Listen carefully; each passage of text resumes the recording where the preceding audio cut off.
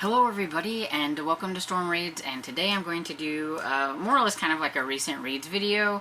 It's the 3 books that I have finished since the beginning of November and everything. I don't know exactly when I finished them, so I'm just, it's not really a weekly wrap up or anything. It's just mainly books that I finished recently. And that's what we're going to go with. And so the first one is In My Dreams I Hold a Knife, and by Ashley Winstead, and I actually didn't finish this one, so I'm gonna consider it like a DNF because I probably got to about 50% and I was just done. I didn't care. It was so boring and so dramatic, and I didn't care about any of the characters, and I just wasn't having fun. So I was buddy reading this with my friend Barb, and I was like, I'm done. I'm skipping to the end and to see if I got the killer right, which I did. And so I was like, okay, so I know that. And then she told me a few things that I hadn't read that happened, and I was like, wow, they're all like very hateful people, and you just don't care for anything that happened to any of them. And yeah, so that was that. My first Ashley Winstead, and it didn't go very well, which makes me a little nervous because I do have the audio arc for the new one that came out, and I haven't got to it yet, and so now I'm like, and stuff. So I'm hoping that I fare better with that one. But yeah, I do feel like this year I am learning some things about how my reading taste is doing and where it's going. And so I will have things to talk about how next year is going to go, I think. But anyway, so the next one is Murder at Malin Hall by Colleen Cambridge. And this is the first in, I think it's the Fidelia series, mystery series. I think that was her name. Anyway, it is about Agatha Christie's maid, who is the sleuth and everything. So you get a little Agatha Christie in the book or whatever, but mostly it's the maid doing the sleuthing. The maid, to me though, seemed like a bit, I don't know if I'm saying it right or if I'm cataloging it right, but I think she's just a little bit of know-it-all, and just at some points I was just like, she thought that she was pretty much better at this stuff than the cops were and everything, and and maybe she did go about some things and everything that maybe the cops hadn't figured out or thought about or whatever, but I just don't really care for it when they think they're better than the police. And just some of the things that she said was very annoying. But it was about a murder at Malin Hall, and the Agatha Christie, the Malowins, at that time she was married to this guy whose last name was Malin and everything. But they had invited some people over. They had this party or whatever, and then somebody dies, and of course, so then the cops come and everything. But Fidelia, I think that is her name. I don't know if I'm saying that right or not. I've done forgot. It's been a few days. And she instantly thinks that, she's going to be able to solve this mystery because she's read Agatha Christie's books. She's read all of them. She's read those books, with that Perot guy. And she's knows all that kind of stuff. And if the cops had read Agatha Christie's murder mysteries, they'd probably be able to solve it too. And it's just like, okay, whatever.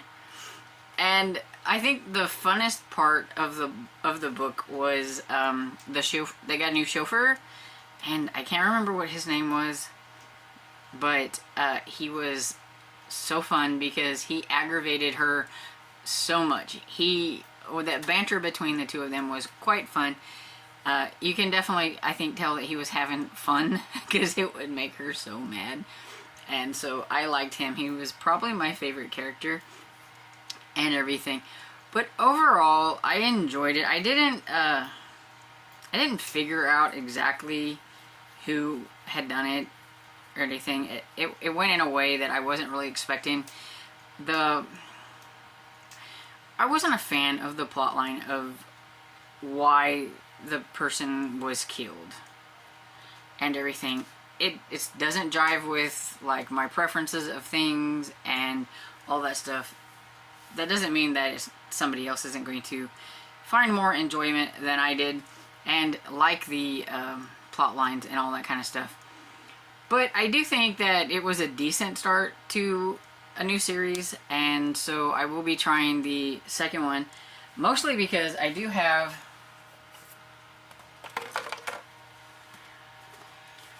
a copy of it that I won in a Goodreads giveaway, and so this is the second book in that series, so I do need to get to this at some point, and I am kind of curious to see how it's going to go. And then I read Secret Stars by Nora Roberts, which is the third book in the Stars of Mithra series, and I'm finished with the series, and I can just put it away and not have to think about it anymore. Because, oh, it's so cheesy. It was so bad. This one was worse than the other two in the series. The other two were cheesy, but I think cheesy in a fun way. This was cheesy in a bad way. I never once thought that their relationship was a successful. I never once really believed in their relationship. Let's put it that way. They hated each other like half the time. They're bantering back and forth on, you know, getting mad because one pushes the other away and all these things, and back and forth and back and forth. And then even up until the very end, when like he has to swoop in and rescue and all that kind of good stuff or whatever, she don't want nothing to do with him, and he's like, you know, I'm just not going to, and then they're like in love or whatever, and I'm like, really? No. And I'm just glad I'm done with it, and I give it like 2 stars. I don't know if I said, but I did give the Murder at Malin Hall, like 3.5 stars. I mean, it was okay. So my reading start to November hasn't been like the best, but you know, that's okay.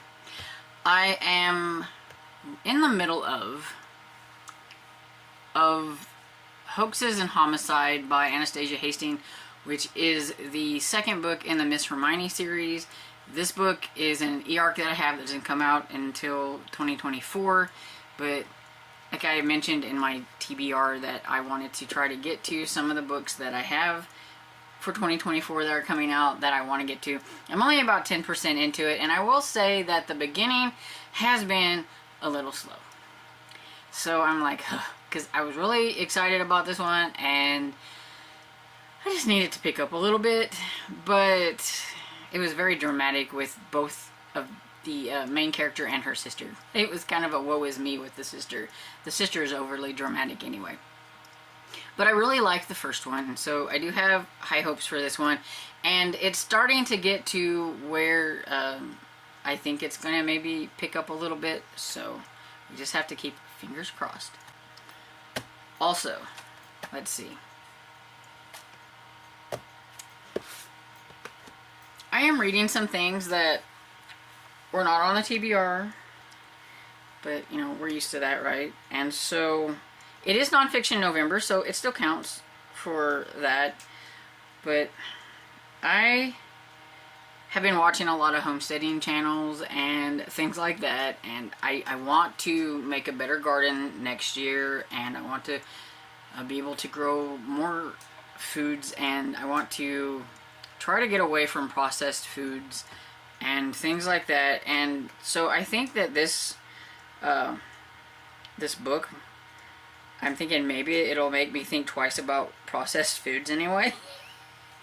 And I don't know if you can see it very well, but it is the Omnivores Dilemma, and it is a natural history of 4 meals by Michael Pollan. And basically I think he's going to take 4 different foods from farm to all the processing and what happens to that vegetable or food or whatever it is by the time it gets to your table or to the bag that you buy of whatever. Like right now, we're doing corn and everything, and like how corn is in everything. And so yeah, it's been pretty interesting, but at the same time, I am not a huge nonfiction reader, so I'm just taking it one day at a time. I'm only 5% into it, so like I said, you may be seeing that one a lot on here, or it might be a while. Also, anyway, probably not interested in how I'm wanting to do more gardening and all that kind of stuff, and I need to get this body healthier. I am 48, but I feel like I'm 70, and I need to do something about that before it's too late. My knees and my ankles and my feet are already, they hurt all the time, and so it's me and it's my father who's 75. So I've kind of resigned to the fact that he is not going to get the tractor running to where we can actually plow and make a garden that way. So I'm going to have to come up with some unique, I've been doing some like container gardening and stuff, but I haven't been the best at it. And he has this book, and so he wants me to read it, and so we have the Hydroponic Garden Secrets, How to Grow More Food Faster, by, I don't know who by, it says All Year Long. Oh, I don't know. Here, okay, Susan Patterson is a master gardener, so okay, so it's by Susan Patterson, so why isn't her name on the front? I don't know. But, I haven't even started this one yet, but I am going to start it and kind of look through it. My only thing is I will not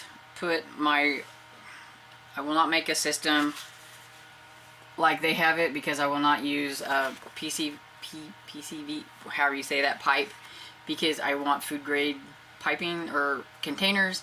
And I have been watching this one guy who grows his hydroponic stuff in like any kind of food grade containers that he can find and things. So I'll probably be just kind of grazing over this and watching his video a lot. And yeah, so that's slowing down my reading because I have been watching a lot of videos and everything. But I need to get myself prepared for next spring whenever I start doing my gardening and stuff again. And so yeah, so probably not all that interested in that, but that's what I'm reading. And I don't think there's anything else that I'm reading, but yeah, I think that's pretty much everything. So let me know what you thought about any of the books that I have read or that I am currently reading down below in the comments. And I hope you enjoyed this video, and if you did, please give it a thumbs up and subscribe, and I will see you all in the next video. Bye.